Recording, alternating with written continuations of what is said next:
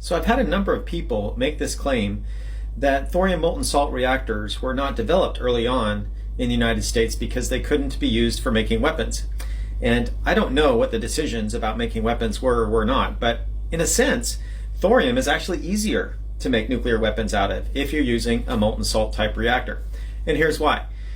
When you're doing the uranium fuel cycle, if you're going to make a uranium weapon, you have to enrich it to above 90-95% enrichment, which is fairly difficult.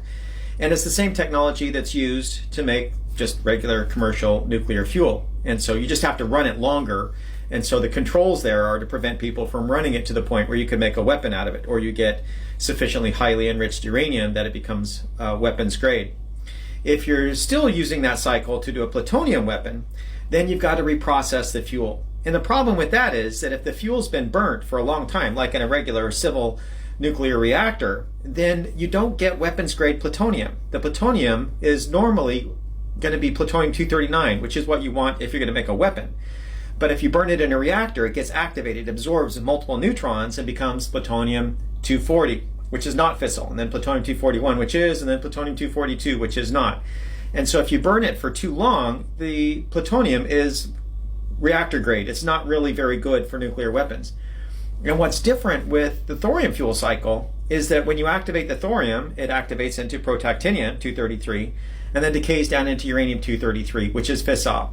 And in order to make that thorium molten salt reactor work, you've got to continually be taking some of the material out and then removing the fission products and then adding back in regular uranium, thorium, so that it can be activated and then decay back down into the uranium-233, which then keeps the critical reaction going.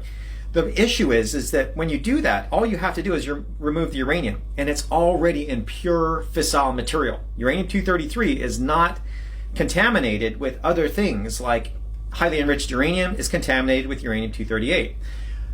Reactor grade plutonium is contaminated with non-fissile plutonium-240. If you're doing a thorium fuel cycle, you get pure uranium-233, which is pure fissile material. And so you absolutely could make nuclear weapons out of it. Now, in all of these cases that I've just described, there are well-established controls that are recognized, and we're still developing them. We're still making them more robust. These new reactor designs that we're coming out with, we're desirous to make these not just proliferation prohibitive, but to make them actually proliferation impossible. That's the goal. I don't know if we'll ever get there, but that's certainly what we're working for. So hopefully this helps. I don't know where this myth came from, but you can make nuclear weapons out of the thorium fuel cycle. I hope that helps. We'll see. Thanks for the question. Have a good day. Bye.